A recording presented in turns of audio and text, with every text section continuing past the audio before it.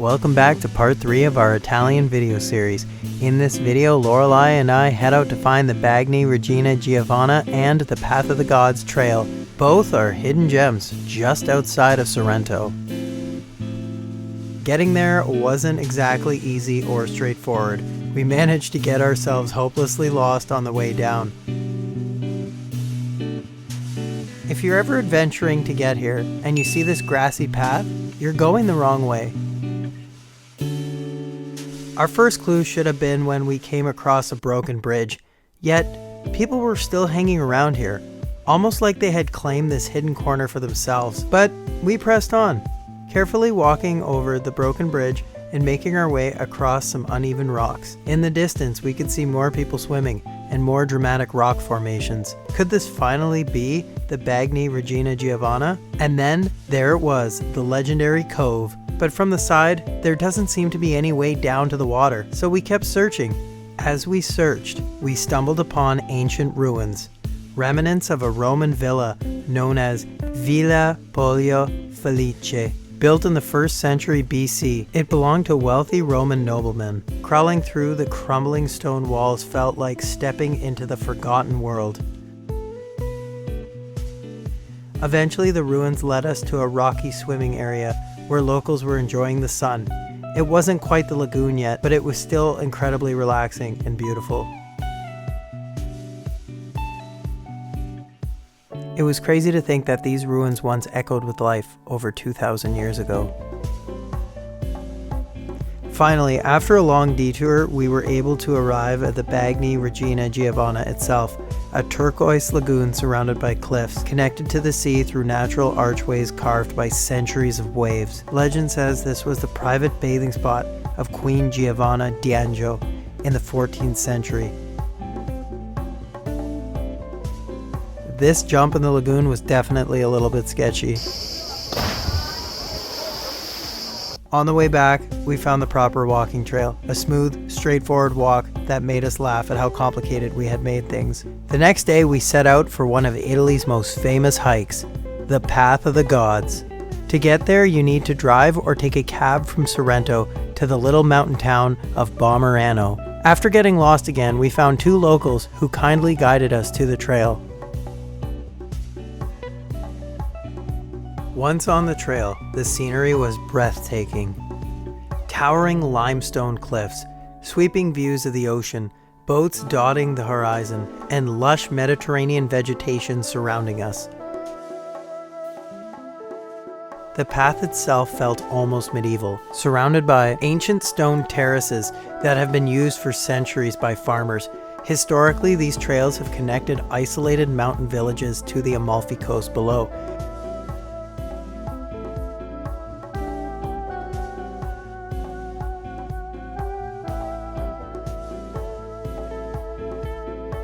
The name Path of the Gods was inspired by the trail's mythological associations.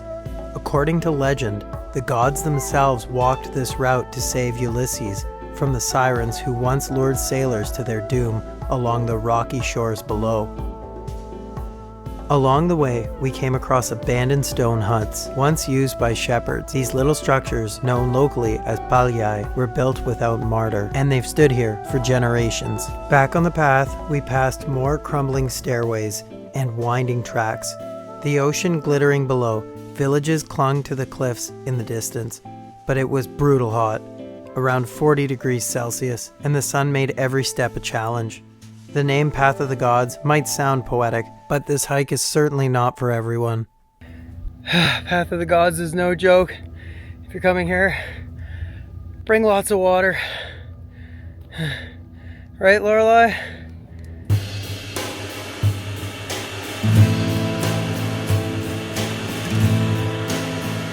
As we pushed forward, Positano finally came into view. Perched against the cliff, like a painting.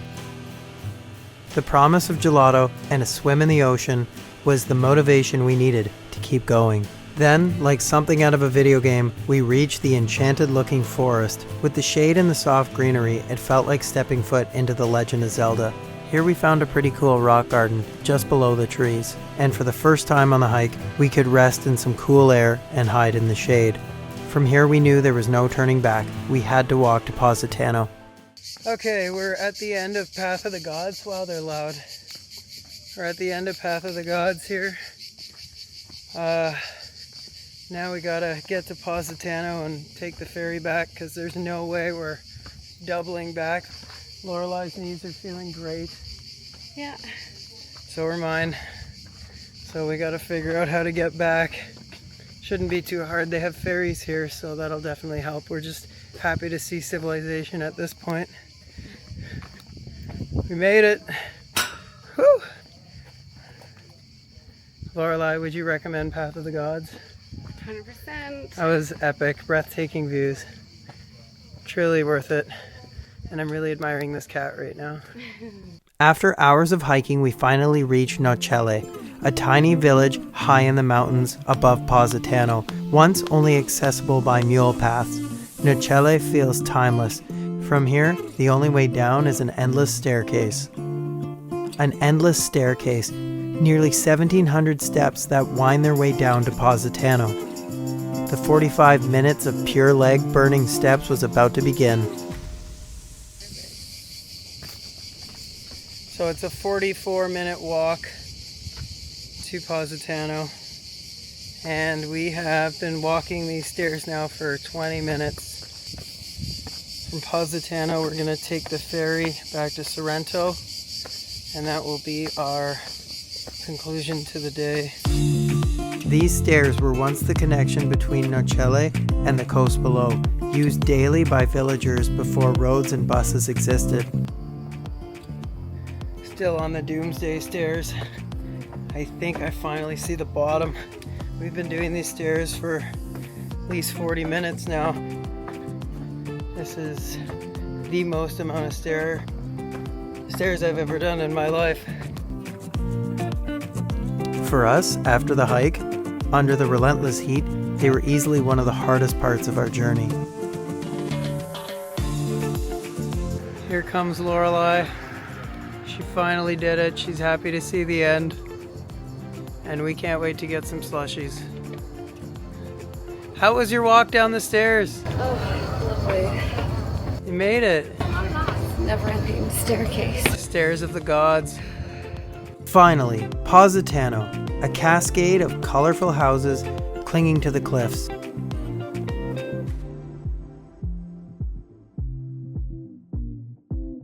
Bougainvillea spilling from balconies, narrow alleyways leading down to the beach. Walking through Positano feels like stepping inside a painting. It's one of the most beautiful places we visited on our Italy trip.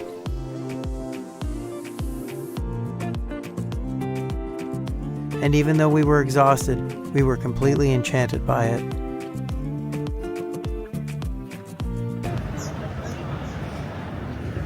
We're finishing our Positano journey. I'm going to be hopping on the ferry soon and finally found somewhere to take a serious 5. If you're coming to Positano, be prepared to walk.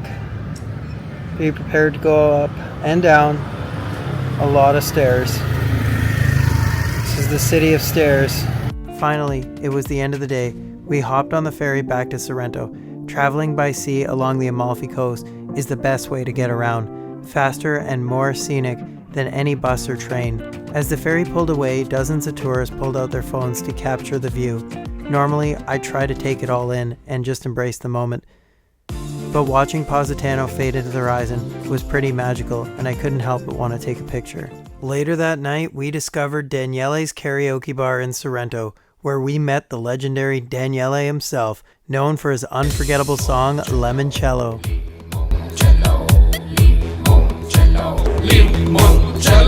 Daniele welcomed us immediately. We bonded over a love for making music videos. I even showed him my Kung Fury one.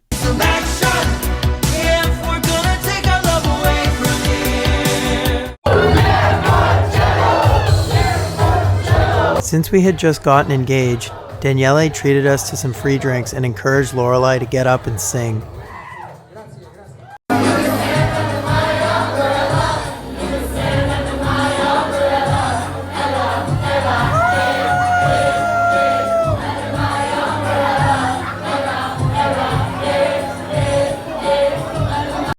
She channeled her inner Rihanna and absolutely owned the stage. Are you ready for limoncello?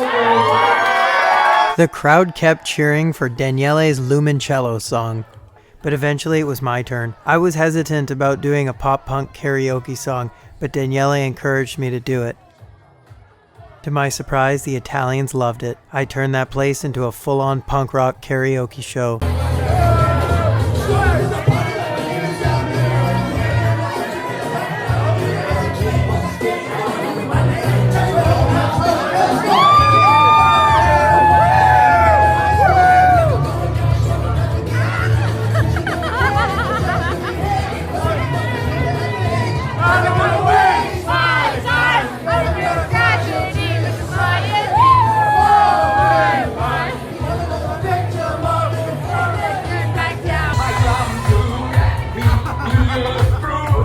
This was the perfect end of our adventure. If you're in Sorrento and you want a fun night out, Daniele's Karaoke Bar is the best place in town. Between the ruins of the Bagni Regina Giovanna and the breathtaking views of Path of the Gods, plus our night out at Daniele's, we couldn't have asked for a better day. These are some cost-friendly experiences that show you the real Italy, authentic, beautiful, and full of surprises.